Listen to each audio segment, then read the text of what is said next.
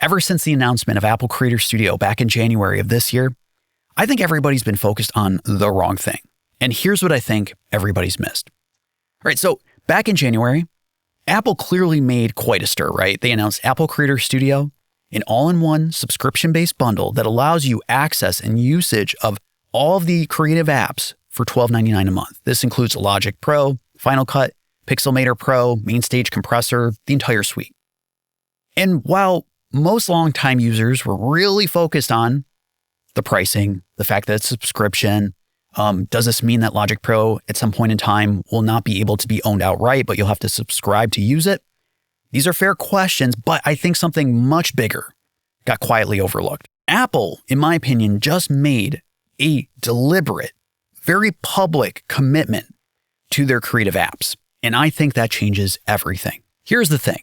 For years, there's been this quiet anxiety amongst Logic Pro users, and I have to imagine Final Cut Pro users, that never was really discussed. Was Apple eventually going to kill these apps off?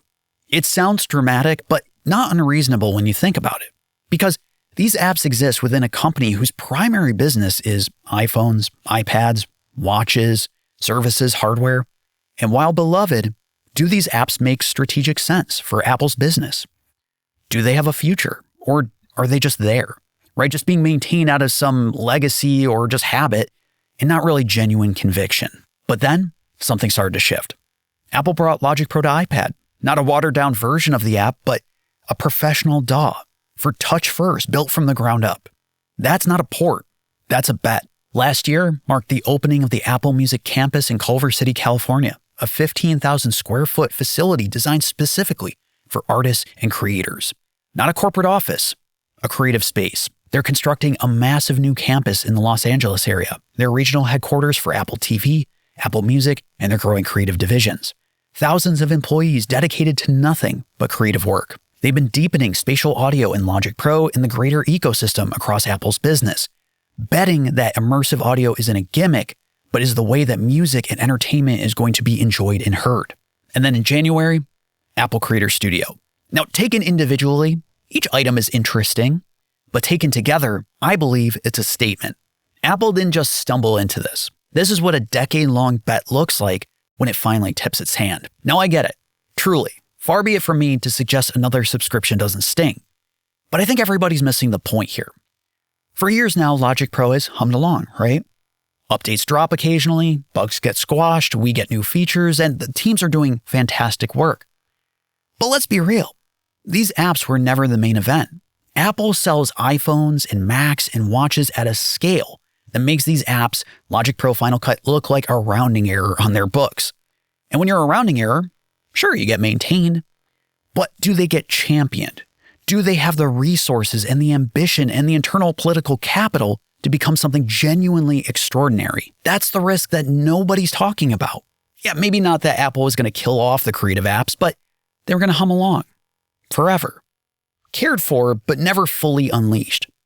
But then, January happened. Apple didn't just drop an update, they made a statement.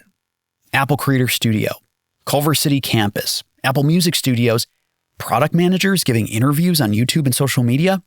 Just sit with that one for a second. When was the last time that you saw someone internal related to these products give interviews on YouTube? Never, right? Subscriptions suck. But it's what the subscription signals. And it's signaling there's a future here, a real one. And Apple just said so publicly. So what's missing still?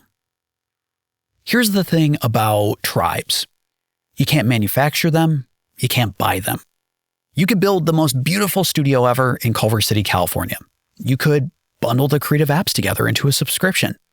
And you could still end up with millions of users who feel no loyalty, feel no connection to each other or the platform. Infrastructure is potential, but what turns potential into something that people genuinely have passion for, that they evangelize, that they feel belongs to them, is culture, is personality, is human connection. And to be fair, Apple has started doing this. I mean, just look at the sound library in Logic Pro. Right now, you can download producer packs and even be introduced to the producers and their sounds through short videos. But that's a glimpse. It's not a window. Right now, if you want to learn about Logic Pro, if you want to get inspired, if you want to connect with other users, you go to YouTube, right?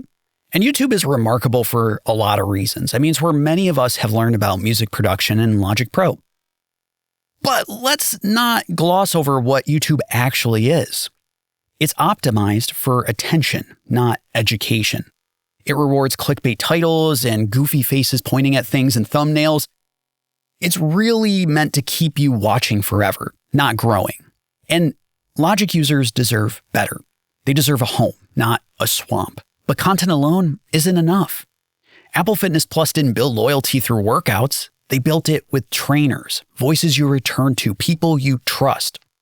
The Creative Apps ecosystem needs the same. Dedicated guides that grow with the platform, that the community grows to know and trust over time. Apple has everything they need. The studios, the relationships, the platform, and the subscription model to fund it.